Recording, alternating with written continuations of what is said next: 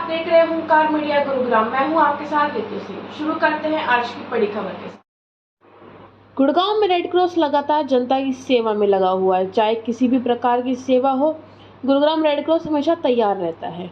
चाहे blood donation camp लगाना हो या विकास यात्रा निकालनी हो, चाहे किसी की राशन में मदद करनी हो, वो हमेशा तैयार रहता है। किसी भी डिपार्टमेंट को फर्स्ट एड की ट्रेनिंग देनी हो, ट्रेनिंग का पूरा काम ऑनलाइन करना हो, सारे काम वो ऑनलाइन ही कराते हैं। ट्रेनिंग का पूरा काम ऑनलाइन ही चलता है। कल हमारी मुलाकात हुई रेड क्रॉस के चीफ सेक्रेटरी विकास कुमार से। विकास का कहना था कि आज हमें ज़रूरत है कि हमारी युवा पीढ़ी को सार्थक सोच के साथ उनकी प्रतिभा को निखारने की। उन्होंने बताया कि आज ज़रूरत है युवा पीढ़ी को नशे से दूर रखने की। विकास ने आगे बताया कि युवा हमारे देश का भविष्य है और अगर वो लगातार देश के भविष्य को बचाना है तो देश का विकास करना होगा, देश मजबूत भी करना होगा। तब युवाओं को देश में नशे से दूर रहना होगा। इसी के साथ उन्होंने बताया कि आज हम घर घर जाकर नशे का प्रचार और प्रसार कर रहे हैं, लोगों को बता रहे हैं नशे के क्या क्या नुकसान होते हैं। हम लगातार नशा मुक्ति अभियान भी चला रहे हैं। गुरुग्राम का रेड क्रॉस लगातार लोगों की सेवा में लगा हुआ है। आगे रेड क्रॉस के डिपार्टमेंट ट्रेनिंग अधिकारी ने बताया कि हम भिन्न भिन्न प्रकार की ट्रेनिंग से इंडस्ट्रियल हो या स्टूडेंट हो या चाहे वो होटल हो, सब जगह जाकर ट्रेनिंग देते हैं। मेरा नाम विकास कुमार है। मैं जिला रेड क्रॉस सोसाइटी के अंदर सेक्रेटरी के पद पे कार्यरत हूँ। विकास जी, रेड क्रॉस का सोच सकते हैं कि उसमें बहुत बड़ा योगदान है। आप सबसे पहले लोगों को रेड क्रॉस के बारे में बताएं ताकि लोग जानें रेड क्रॉस में उनको क्या क्या मदद मिल सकती है। रेड क्रॉस जो है ये एक मानव सेवा को समर्पित संस्था है, जिसके अंदर हम समाज के ऐसे वर्ग जिनको मदद की जरूरत है, जो असहाय हैं, उनकी मदद के लिए बनी हुई है। रेड क्रॉस विभिन्न मेडिकल फील्ड में भी काम करता है, जैसे ब्लड डोनेशन कैंप है, मेडिकल कैंप्स है, दिव्यांगों के लिए कैंप्स हैं, और हमारे जितने भी ऐसे ग्रुप जैसे HRG हैं, हाई रिस्क ग्रुप वगैरह, इन सभी के लिए हम मेडिकल कैंप्स भी करते हैं और उनका रिहेबिलिटेशन का कार्य भी करते हैं। अगर मैं बात करूं हरियाणा सरकार की और भारत सरकार की, नशा मुक्ति अभियान सरकार ने जोरों पर चला। अभी हमने साइकिल रैली के द्वारा भी नशा मुक्ति अभियान चला है। आप जो युवा हैं, जो नशे की लत पड़ चुकी है और नशे से दूर रहने के लिए क्या कहना चाहेंगे? देखिए, भारतवर्ष जो है लगभग 140 करोड़ लोगों का देश है और उसके अंदर 60% से ज़्यादा पॉपुलेशन जो है हमारी युवा शक्ति की है। और युवा शक्ति जो है हमारे देश का जो है एक महत्वपूर्ण अंग है। और ये युवा शक्ति जो है आज नशे की गिरफ्त में धीरे धीरे पड़ती जा रही है, क्योंकि नशा जो है बहुत आसानी से मार्केट के अंदर उपलब्ध कराया जा रहा है।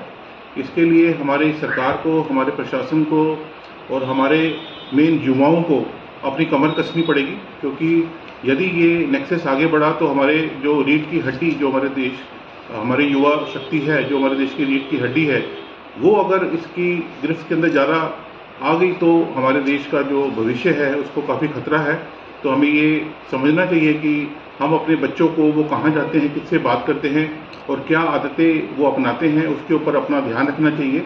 और इस नशे की मुहिम से लड़ने के लिए हम सबको एकजुट होकर एक टीम की तरह काम करना पड़ेगा। विकास, युवा राष्ट्र का भविष्य है, देश की धरोहर है। अगर युवाओं को हम नशे से योगा की तरफ कैसे ले जाएं ताकि युवा नशा छोड़कर और योगा की तरफ जाएं? देखिए, जो हमारे शैक्षिक संस्थान हैं उनको इस कार्य के लिए आगे आना पड़ेगा, क्योंकि आज पश्चिम सभ्यता जो है हमारे शैक्षणिक संस्थानों को घेरती जा रही है। हमारा जो संस्कार है, जो हमारा एक अध्यात्म से लगाव है, वो योगा की तरफ भी जोड़ता है। और यदि हम अपने बच्चों को ऐसे स्कूलों में पढ़ाएंगे और ऐसे संस्थानों में पढ़ाएंगे जहाँ पे योगा, मेडिटेशन को बढ़ावा दिया जाता है और उनकी शिक्षा का एक पार्ट बनाया जाता है, तो मैं ये समझता हूँ कि ये देश आगे चल के एक अच्छा और संस्कारी बच्चों वाला देश जो है जल्दी ही बन जाएगा। विकास जी, मैं कहना चाहूँगा, अगर हम प्रार्थना करते हैं, सभी स्कूलों में एक प्रार्थना होती है, प्रेयर जिसको हम बोलते हैं, प्रेयर के साथ अगर 15-20 मिनट का योगा करा दें तो क्या ये लाभकारी होगा? बिल्कुल लाभकारी होगा जी। आजकल का तो मेरे को पता नहीं है, लेकिन जब हम छोटे थे तो जब हम स्कूलों में पढ़ते थे तो जब हमारी प्रेयर होती थी उससे पहले 20 मिनट का एक PT का प्रोग्राम होता था। उस PT को हम सभी बच्चों को करना पड़ता था, जो हमारे हेल्थ के लिए बड़ा अच्छा और एक सकारात्मक हमारे पर प्रभाव छोड़ता था। इसी प्रकार से अगर हम योगा को अपने स्कूलों के अंदर प्रार्थना के वक्त शामिल करते हैं, तो मैं ये समझता हूँ कि एक बहुत अच्छा सकारात्मक जो प्रभाव है वो बच्चों के ऊपर आएगा और वो जो है एक अच्छी दिशा की तरफ आगे अग्रसर होंगे। जो टीबी के मरीज है रेड क्रॉस की तरफ से उनको कितना सहयोग मिला है? टीबी का प्रोजेक्ट जो है माननीय प्रधानमंत्री जी ने जैसा कि घोषणा की थी कि 2025 तक हम भारतवर्ष को टीबी से मुक्त जो है वो देश को करना जो है कोशिश करेंगे, तो उसी को पहल को मद्देनजर रखते हुए रेड क्रॉस सोसाइटी भी जो है टीबी के ऐसे मरीज जो एक प्रोटीन डाइट के अभाव के अंदर अपना इलाज छोड़ देते हैं, क्योंकि जो टीबी की दवाई होती है काफ़ी हार्ड होती है और उसको खाने के लिए उनको एक अच्छे प्रोटीन डाइट की ज़रूरत होती है, और जो हमारा स्लम वर्ग का व्यक्ति है वो प्रोटीन डाइट जो है अफोर्ड नहीं कर पाता, उसकी वजह से वो जब दवाई खाता है तो उसको रिएक्शन होता है। तो ऐसे मरीज जो प्रोटीन डाइट के अभाव की वजह से अपना इलाज छोड़ देते हैं, उन लोगों को हम चिन्हित करते हैं और अपने साथ जोड़ते हैं, रजिस्टर्ड करते हैं, और फिर उन लोगों को हम जो है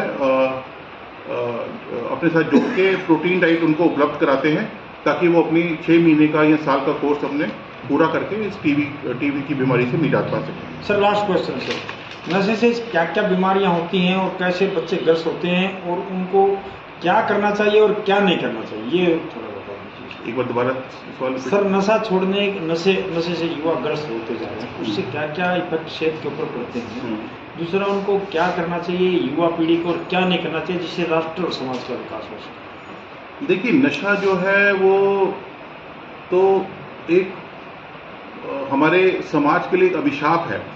इससे ना केवल हमारे शारीरिक मानसिकता के ऊपर प्रभाव पड़ता है, बल्कि जो हमारा डेली का रूटीन का आवरण है उसके ऊपर भी बहुत प्रभाव पड़ता है। जो अगर हम शारीरिक तौर के ऊपर देखें तो उससे हमारे शरीर की जो हमारा नर्वस सिस्टम है वो बहुत कमज़ोर हो जाता है, हमारे सोचने शक्ति समझने की शक्ति जो है वो बहुत प्रभावित होती है, हम मेंटली डिप्रेशन के अंदर जल्दी जाना शुरू हो जाते हैं, और नशे को पूर्ण करने के लिए हम बहुत गलत हरकतों का, चोरी चकारी और ये आगे चल के लूटपाट और मर्डर तक जो है ऐसे जो नशे के बिना नहीं रह सकते ऐसे रोगी जो है वो करते हैं। तो नशा जो है वो ख़त्म करना बहुत ज़रूरी है ताकि हम अपने राष्ट्र को बचा सकें। सर गुड़गांव रेड क्रॉस की तरफ से पूरे युवाओं को आप 2 लाइन का मैसेज छोड़ दें ताकि हम दिखा सकें कि ये विकास कुमार जी जो district red cross society Gurugram से उनकी तरफ से एक संदेश हो सके। देखिए, रेड क्रॉस की तरफ से जैसे हमारे माननीय उपायुक्त महोदय इसको लेके बड़े सजग हैं, हमारे एडिशनल डिप्टी कमिश्नर महोदय भी इसको लेके बहुत सजग हैं। उनके द्वारा हमेशा से ये प्रयत्न किया जाता है कि हम अपने कॉलेज और स्कूलों के माध्यम से युवाओं को जो है वो प्रेरित करें कि जो नशा है उसको किस प्रकार से हम ख़त्म कर सकते हैं। इसमें सबसे बड़ी बात ये है कि एक तो वो रोगी होते हैं जो नशे में गिरफ्त हो चुके हैं, और एक वो होते हैं जो नशे की गिरफ्त में अभी पड़ने जा रहे हैं।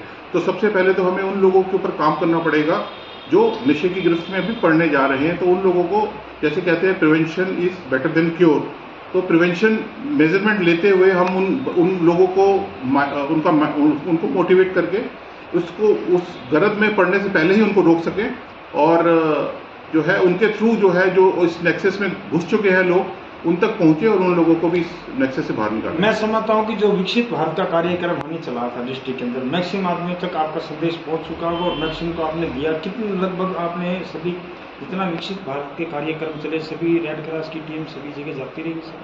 बिल्कुल जी, प्रशासन के द्वारा डेली जो है 3 जगह कैंप्स करे जा रहे थे, और 3 जगह कैंप्स सुबह और शाम दोनों समय के थे। और हमारी टीम तीनों के तीनों कैंपों के अंदर सुबह और शाम मौजूद रही, और उसमें नशे के दुष्प्रभाव के प्रति भी लोगों को जागरूक किया गया, CPR ट्रेनिंग के प्रति भी जागरूक किया गया, और हमारे दिव्यांग भाई बहनों का भी रजिस्ट्रेशन किया गया जिनको भी किसी भी प्रकार के सामान की। जतिन कौशिक है, मैं as a district training officer यहाँ पर नियुक्त हूँ, कार्य कर रहा हूँ।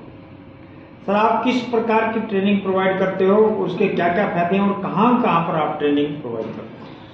देखिए, हम प्राथमिक चिकित्सा फर्स्ट एड जिसको बोलते हैं हम उसकी ट्रेनिंग देते हैं। और आपने पूछा कहाँ, मैं आपको बता दूं कि हमारे अंडर इंडस्ट्रीज़ जितनी भी गुड़गांव की इंडस्ट्रीज़ हैं, 5 स्टार होटल्स हैं, बार हैं, और जो बच्चे कंडक्टर लाइसेंस के लिए आवेदन करते हैं उनके लिए हमने फर्स्ट एड की ट्रेनिंग दी जाती है। जहाँ पर कंपनियों का सवाल है, कंपनियों को 30% एम्प्लॉइयों को, जो मान लो कंपनी में 100 एम्प्लॉय हैं तो उनके 30% एम्प्लॉइयों को फर्स्ट एड की ट्रेनिंग आवश्यक है, और इसी तरह होटल्स और बार में भी, और इसी तरह कंडक्टर के लिए भी। स्वच्छता सेवा में इसको आम जनता को क्या लाभ है? देखिए, आम जनता के लिए ये लाभ है, आप कहीं भी जा रहे हैं, आप कंपनी में काम करते हैं, आप सड़क पर चल रहे हैं, आप अपने घर पे हैं, मान लो किसी को हार्ट अटैक आ जाता है या कोई एक्सीडेंट हो जाता है, तो हार्ट अटैक पेशेंट अगर कोई बेहोश हो गया, सांस चली गई, तो आप सीपीआर के माध्यम से, डॉक्टर के आने से पहले, एम्बुलेंस के आने से पहले आप सीपीआर के माध्यम से उसको बचा सकते हो। लेकिन सीपीआर कैसे दी जाती है, कब दी जाती है, क्यों दी जाती है, कितनी दी जाती है, ये आप तभी जान पाएंगे जब आपके पास फर्स्ट एड की ट्रेनिंग है। सर, आपके जो लेक्चरर हैं आपको लेसन प्लान भी बनाते हैं, उस लेसन प्लान में जो मेन बताए कि जिससे ताकि एकदम किसी को चक्कर आ जाए, कोई ऐसा बस के अंदर यात्री चल रहा है उसको ये हो जाए और एकदम उसको फर्स्ट एड दिया जाए ताकि उसका जीवन बचे। देखिए, हमारे पास फर्स्ट एड के 8 दिन का कोर्स होता है, जिसमें हम विभिन्न टॉपिक्स पे उन बच्चों को प्रशिक्षण देते हैं, जैसे कि सीपीआर हो गया, बैंडेजेस हो गया, वाउंड्स हो गया, फ्रैक्चर हो गया, और मोच हो गया, और बर्न हो गया, पॉइजन हो गया। इस तरह के कई टॉपिक हैं जिन पे हम बच्चों को प्रशिक्षण देते हैं कि अगर किसी ने पॉइजन खा लिया तो हमने किस तरह से उसको उसकी जान को बचाना है फर्स्ट एड देके, या किसी सांप ने काट लिया तो उसको हमने क्या फर्स्ट एड देनी है। इस तरह के हम विभिन्न टॉपिक पर हम बच्चों को प्रशिक्षण आप ये फर्स्ट एड की ट्रेनिंग क्यों देते हो और क्या इसका मेन मकसद? ताकि जो भी कोई घटना होती है, मान लो कोई एक्सीडेंट हुआ, तो उसका फायदा है।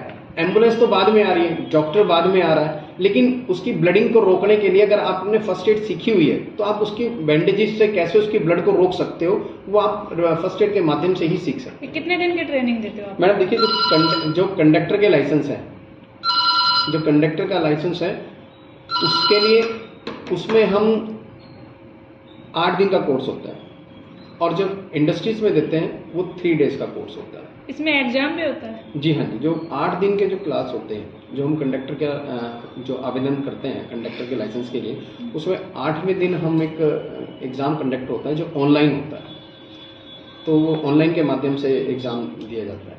सर, हमारे राष्ट्रीय चैनल के माध्यम आप आम जनता को क्या मैसेज देना चाहते हो कि जो बस में है, जो इंडस्ट्रियल है, जिनको आप ट्रेनिंग देते हो, उनको क्या मैसेज देना चाहते हो ताकि वो फर्स्ट एड बॉक्स को हमेशा अपने साथ रखें? देखिए, मैं आपके चैनल के माध्यम से सभी इंडस्ट्रीज़ और सभी होटल्स और सभी आम जनता को भी यही अपील करना चाहूँगा कि आप सभी रेड क्रॉस में आकर फर्स्ट एड की ट्रेनिंग लें ताकि आप किसी की जान को बचा सकें।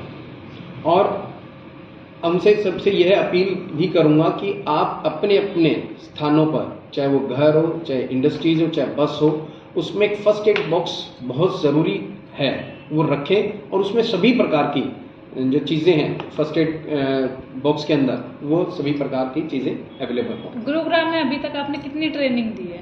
देखिए, मैं अभी 11 मार्च को ही मैंने ज्वाइन किया है, अभी तबादला मेरा रेवाड़ी से आया है, और उसके बाद मैंने काफ़ी इंडस्ट्रीज़ में भी खुद भी गया हूँ। मैं अभी यहाँ एक ओबराय होटल है, उसमें मैंने खुद जाके वहाँ ट्रेनिंग दी है, और मेरे लेक्चरर विभिन्न कंपनियों में जाकर ट्रेनिंग दे रहे हैं। तो यहाँ का आपको कैसा माहौल लगा? बहुत अच्छा है मैडम, और यहाँ पे सभी इंडस्ट्रीज, सभी जितने भी हैं, सभी कोऑपरेटिव हैं, सब अपना सहयोग दिखा रहे हैं। हमारे एक फ़ोन पर वो अपना रजिस्ट्रेशन कर सकते हैं। गुड़गांव एक साइबर सिटी है, वो बहुत बड़ा शहर है, इसको आप कैसे कवर करोगे? दूसरी बात, यहाँ पर भिन्न विदेशों से भी यहाँ पर आते हैं। तीसरा मेरा एक बहुत बड़ा पॉइंट है ट्रक ड्राइवर। क्या ट्रक ड्राइवरों को भी आप इस सूची में लाना चाहते हो? क्या आगे का आपका प्लान? बिल्कुल, देखिए, हम ऐसा कोई वर्ग नहीं है जिनको हम फर्स्ट एड ट्रेनिंग ना दें। हम सभी वर्गों के लिए, सभी वर्गों को फर्स्ट एड की ट्रेनिंग देंगे। उसके लिए हमने एक प्लान तैयार किया है, बल्कि मैंने तो अभी एक प्लान तैयार किया है कि हम गांव में भी जाकर सरपंच के माध्यम से वहाँ के युवाओं को, वहाँ की महिलाओं को भी फर्स्ट एड की ट्रेनिंग दें। नशा मुक्ति पे भी कुछ कहना चाहोगे आप? नशा मुक्ति केंद्र का मैडम, हमारा नशा मुक्ति केंद्र का सेमिनार चलता है। अभी हमने लास्ट मंथ ही हमने नशा मुक्ति केंद्र पे एक सेमिनार किया है, जिसपे हमने बच्चों को नशा को छोड़ने के लिए मोटिवेट किया।